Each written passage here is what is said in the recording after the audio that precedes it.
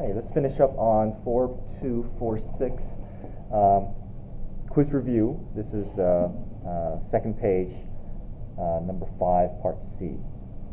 So we want to use 3 right-handed rectangles with intervals indicated by the table to estimate the area between the curve and the x-axis on the x intervals from 4 to 10. So we're starting at 4 and we're going to 10.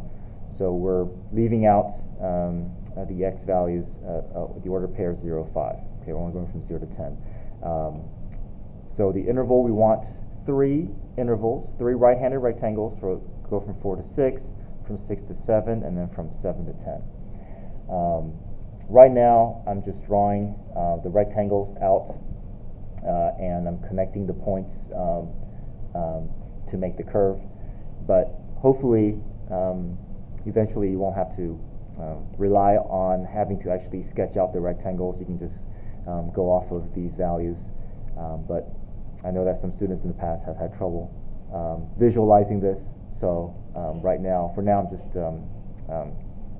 giving you visuals to show you where the rectangles and how the rectangles are created and how we can find the width and height for each rectangle.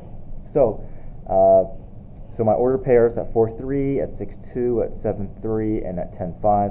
I'm just doing an arbitrary curve. And we want intervals, so these rectangles are all going to have different widths. So we're going to have to find the width and height for each rectangle separately. So we want 3 right-handed rectangles. So for the first rectangle, we want the right endpoint to connect to the curve. So for the first rectangle, we're going to use f of 6. For the second rectangle, we're going to use f of 7. And for the third rectangle, we're going to use f of 10. So for my first rectangle, has a width of 2 and a height of f of 6, which is 2. My second rectangle is width times height, 1 times f of 7. My third rectangle is width of 3 and a height of f of 10, which is 5, right? And we have all these y values spelled out for us. Okay? And if you notice, we're not using f of 4 because f of 4 is not the right corner of any rectangle that we're using. Okay, so then we multiply and add all these areas together. So 4 plus 3 plus 15 gives us 22. Okay, part number 5, part D. Use 3 trapezoids with interval indicated by the table to estimate the area between the curve and the x-axis from 0 to 7. So we're cutting off 10, 5. We're only going to be using intervals from 0 to 7. So I just redid the table here. So we have 3 intervals. So 0 to 4, 4 to 6, 6 to 7. Again, I'm just drawing out a possible sketch of the graph just to give you a visual as you're going through this review. So for my first trapezoid, I'm going to have a width of 4. My second trapezoid has a width of 2. And my third trapezoid has a width of 1. So I'm just plotting those order pairs, connecting the dots just to give an arbitrary graph. And then I'm creating my trapezoid. So here's my first trapezoid, my second, and my third trapezoid. Okay. Notice we can't use trapezoidal rule because all the widths are different. So we're going to have to find the areas of each trapezoid separately and then add them together. So the area of each trapezoid will be width over 2 times h. Actually, this should be h of 1 plus h of 2. So let me change this.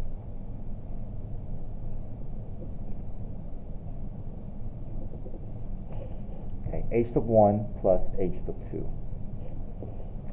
So for my first trapezoid has a width of 4. So 4 divided by 2. And my height of f of 0 and f of 4. So f of 0 plus f of 4. So this will give me the area, or the area of my first trapezoid. Okay, my second trapezoid has a height of f of 4 and f of 6, f of 4, f of 6, and my width is going to be 2. All right, and finally, my third trapezoid has height of f of 6 and f of 7. So this will be my and the width of 1. So 1 over 2 times f of 6 plus f of 7. Okay? And all these values, all these heights we can pull from the table. So 2 times 8, 1 times 5, and then 1/2 times 5. We add all those values together, and we're going to get 35 over 2. All right, number 6. Given the region bounded by g of x, the x-axis, -1 and 2, use the limit definition to find the exact area of the region. So the formula for finding the exact area using limit definition is width f left plus width times I. So to find the width, we use a width formula, which is b minus a over n. My b value is 2. My a value is -1. So 2 minus -1 over n gives me a width of 3 over n. So we're plugging this into the formula step by step. Width is 3 over n. F left, so left endpoint is -1, plus width times I. So again, width 3 over n times I. Okay. Next step is to get this out of interval notation. I'm sorry, out of function notation. So we want to plug -1 plus 3 over ni into the function 6 minus x squared. So we're going to get 6 minus, and all this represents the x squared. Okay. We know we have to, we have binomial squares, so we're going to FOIL this out and multiply this through. We're going to get 1 minus 6i over n plus 9i squared over n squared. Make sure that we distribute the negative through, and combine the terms. So 5 minus 1 is, 6 minus 1 is 5. Distribute the negative through, negative turns to a positive, and then the positive turns to a negative. And then we want to distribute the 3 over n through as well. Okay, so that's going to get us 15 over n plus 18 over n squared I minus 27 I squared over n cubed. Now we want to split this up individually and see if we can isolate the portions that we want to make substitutions using summation formulas. So 15 over n, summation of 1, 18 over n squared, summation of I, and then 27 over n cubed, summation of I squared. Okay. We have rules for each of these summations. So this first gets replaced with n, second gets replaced with n squared over 2 plus n over 2, and the third gets replaced with these 3 fractions. Okay. Now we have everything in terms of n.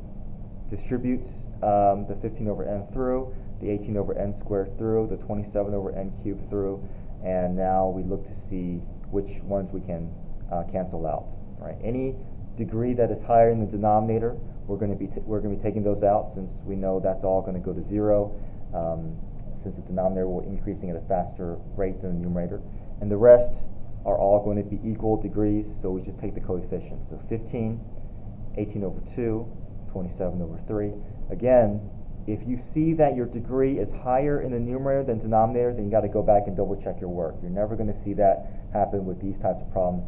Either the degree is higher in the denominator, or the degree is same between numerator and denominator. If you get anything like, if you get 27n cubed over 3n squared, then you know you made a mistake. Okay, you got to go back and see, maybe you didn't distribute an n through, or you may have made a mistake copying down in these intermediate steps.